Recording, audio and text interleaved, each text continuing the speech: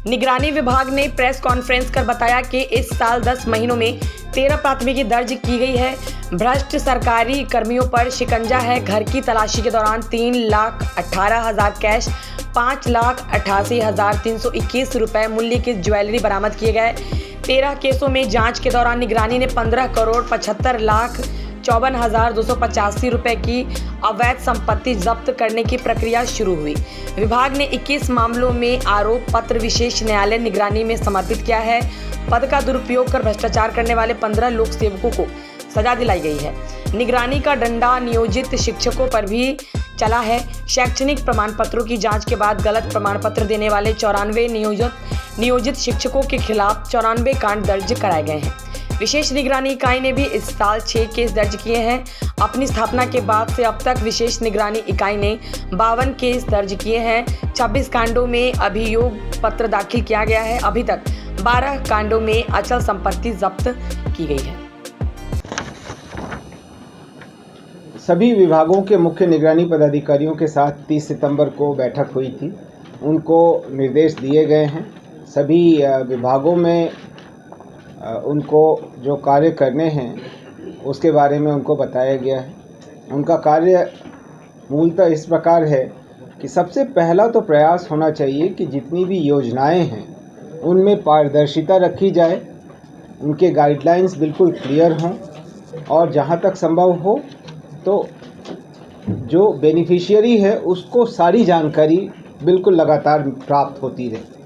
तो ये है ऐसी चीज़ जो कि प्रिवेंटिव है।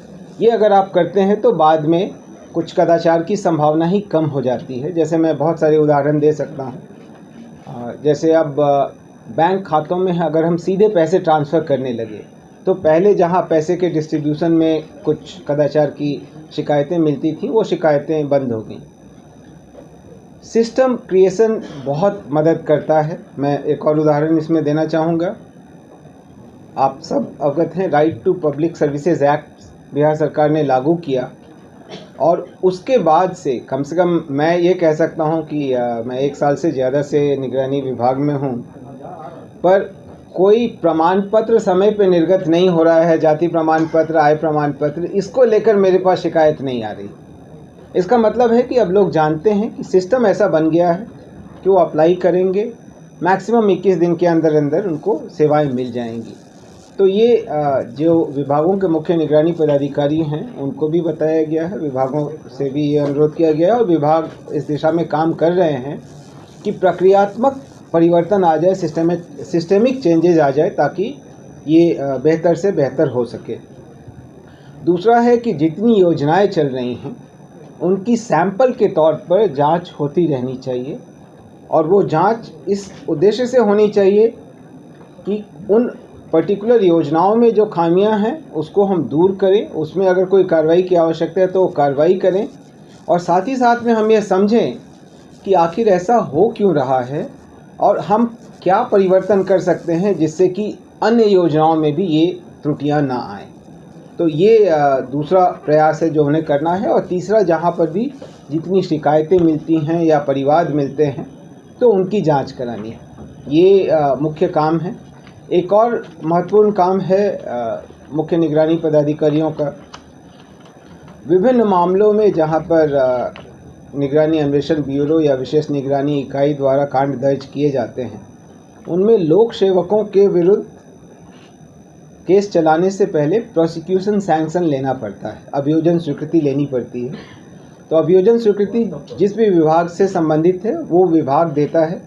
तो अभियोजन स्वीकृति प्राप्त होने के बाद ही कोर्ट उसमें आगे प्रोसीड करता है। तो ऐसे मामलों में भी मुख्य निगरानी पदाधिकारी हमारे बिहाफ पे फॉलो अप करते हैं और काफ़ी इसमें तेज़ी से निष्पादन हुआ है और कमी आई है। एक नई पहल में हम लोगों ने एक NIC की मदद से एक पोर्टल बनाया है। पहला तो हमने प्रयास किया कि जितने परिवाद पहले से आए हुए हैं उनका जल्दी से जल्दी निष्पादन किया जाए, उसमें तत्परता से कार्रवाई कराई जाए। एक हमने NIC के माध्यम से पोर्टल बनाया है, सारे परिवाद उसमें अपलोड किए जा रहे हैं और भविष्य में उसी पोर्टल के माध्यम से हम इसको विभाग को भी भेजेंगे और जिलों को भी भेजेंगे। तब ये एकदम सुनिश्चित हो पाएगा कि कोई भी परिवाद मिस नहीं होगा। एक बार इस पोर्टल पर आ गया तो उसमें कार्रवाई होनी है। कार्रवाई होने के बाद हमने ये भी व्यवस्था बनाई है कि जैसे ही कार्रवाई होती है तो जिसने परिवाद दिया है उनको भी की गई कार्रवाई की सूचना दी जाती है। निगरानी अन्वेषण ब्यूरो ने इस साल 13 प्राथमिकी दर्ज की है। अगर एक 20 से लेकर के अभी तक का देखें तो कुछ 43 डीए केसेस का उन्होंने अभी तक कांड दर्ज किया है, जिसमें 46 करोड़ 68 लाख रुपए सन्निहित है और इन 43 में से 42 मामलों में घोषणा पत्र निर्गत किया जा चुका है, यानी इस संपत्ति के अधिहरण के लिए न्यायालय में कार्रवाई चल रही है कि गवाह और बाकी साक्ष्य समय पर उपलब्ध कराए जा सकें ताकि उनमें कार्रवाई हो। एक अन्य मामला आपको जानकारी है जहां पे माननीय उच्च न्यायालय के आदेश के आलोक में जांच की जा रही थी शिक्षकों के शैक्षणिक प्रमाण पत्रों की, तो उसमें भी जांच की कार्रवाई लगभग समाप्त कर ली गई है और 1563 कांड, जो कि उतने मामले 2768 अभियुक्त पाए गए, जिनके विरुद्ध 1563 कांड विभिन्न जिलों में दर्ज कराए गए हैं। जिलों के साथ भी हम लोग फॉलोअप कर रहे हैं। विशेष निगरानी इकाई का गठन अलग से किया गया, इसको काफ़ी हद तक सीबीआई की तर्ज पर ढालने का प्रयास किया गया है और ये काफ़ी प्रोफेशनली अपना कार्य कर भी रहा है। इन्होंने भी अभी तक वर्ष 2022 से लेकर के अभी तक कुल 9 प्राथमिकी ऐसा दर्ज किया है जहां रिश्वत लेते रंगे हाथों पकड़ा गया है। 24 में अभी तक 6 प्राथमिकी दर्ज की गई है और 12 कांडों में राज्यसात करने की कार्रवाई की जा रही है। तकनीकी परीक्षक कोषांग एक ऐसा कोषांग है जिसकी मदद की आवश्यकता आर्थिक अपराध इकाई को या विशेष निगरानी इकाई, निगरानी अन्वेषण ब्यूरो या किसी अन्य विंग को भी पड़ती रहती है और उसमें कई बार होता है कि जहाँ पर भी आय से अधिक संपत्ति या इस तरीके का मामला है तो वहाँ पर जो संपत्ति है, खास करके अगर भवन इत्यादि हैं, तो उनके मूल्यांकन की बात होती है। तो तकनीकी परीक्षक कोषांग टेक्निकली उसको एग्जामिन करके मूल्यांकन करके उसको समर्पित करता है और फिर उसी के आधार पर जो कंसर्न इकाई है वो न्यायालय में अपना आरोप पत्र समर्पित करती है। तो इस साल अभी तक 38 मामलों में भवन मूल्यांकन प्रतिवेदन समर्पित किए गए और मैं बताना चाहूँगा कि ऐसे भी मामले हैं जिसमें कुछ में रांची जाकर, कुछ में देवघर या अन्य राज्यों में भी जाकर के हमको वहाँ जाकर के हमारी टीम को वहाँ की प्रॉपर्टीज़ को भी इवैल्यूएट करना पड़ा, क्योंकि एक ही जो वादी हैं उनके अभियुक्त हैं, उनके कई सारी प्रॉपर्टीज़ हैं जो कुछ बिहार में भी हैं, कुछ बाहर भी। तो ये इनके द्वारा लगातार किया जा रहा है सर। कल परसों एक रेड हुआ था ट्रैप केस का कल, तो उसकी सूचना फिर हम लोगों ने सभी प्रेस को रिलीज किया था। अगर दुर्भाग्य से आपको नहीं मिला है तो हम लोग ऐसा करेंगे कि एक मीडिया के साथ एक ग्रुप बना देंगे।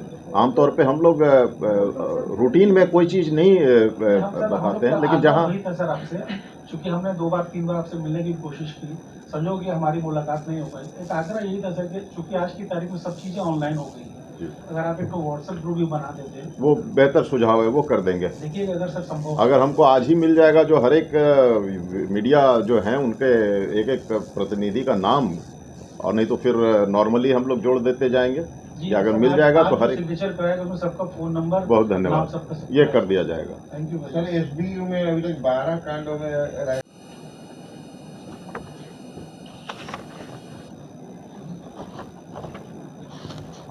इस क्रम में मैं ये भी बताना चाहूँगा कि अभी तक 13 वादों में अभियुक्तों की 15 करोड़ रुपए की संपत्ति को राज्यसात करने का अंतिम रूप से न्यायालय द्वारा आदेश दे दिया गया है। तो ये 15 करोड़ 75 लाख रुपए की यह संपत्ति है और आरोप पत्र काफ़ी तेज़ी से दायर किए जा रहे हैं। इन सब के बारे में सूचना हम लोगों ने इसमें आपको जो दिया है इसमें उपलब्ध कराया है। 1/1/20 से 31/10/24 तक निगरानी अन्वेषण ब्यूरो ने 261 कांडों में चार्जशीट फाइल किया है, आरोप पत्र समर्पित किया है। और ये बहुत ज़रूरी है कि आरोप पत्र समय पर समर्पित किए जाएं। हम लोग ये भी फॉलो अप करते हैं कि उसमें सरकार की तरफ से मामले को बेहतर तरीके से न्यायालय के समक्ष रखा जाए। इसके लिए निगरानी विभाग में एक संयुक्त सचिव विधि का भी पद सृजित है और श्रीमती अंजू सिंह अभी वहाँ पदस्थापित हैं। कल परसों एक रेड हुआ था ट्रैप केस का कल, तो उसकी सूचना फिर हम लोगों ने सभी प्रेस को रिलीज किया था। अगर दुर्भाग्य से आपको नहीं मिला है तो हम लोग ऐसा करेंगे कि एक मीडिया के साथ एक ग्रुप बना देंगे। आमतौर पे हम लोग रूटीन में कोई चीज़ नहीं बताते हैं, लेकिन जहाँ सर आपसे चूंकि हमने 2 बार 3 बार आपसे मिलने की कोशिश की, संजोग कि हमारी मुलाकात नहीं हो पाई। एक आग्रह यही था सर कि चूंकि आज की तारीख में सब चीज़ें ऑनलाइन हो गई हैं, अगर आप एक व्हाट्सएप ग्रुप भी बना देते वो बेहतर सुझाव है, वो कर देंगे। देखिए अगर सर संभव अगर हमको आज ही मिल जाएगा, जो हर एक मीडिया जो है उनके एक एक प्रतिनिधि का नाम, और नहीं तो फिर नॉर्मली हम लोग जोड़ देते जाएंगे। या अगर मिल जाएगा तो हर एक सिग्नेचर कराएगा उसमें सबका फोन नंबर, बहुत धन्यवाद, सबका ये कर दिया जाएगा। थैंक यू सर एसबीयू में अभी तक 12 कांडों में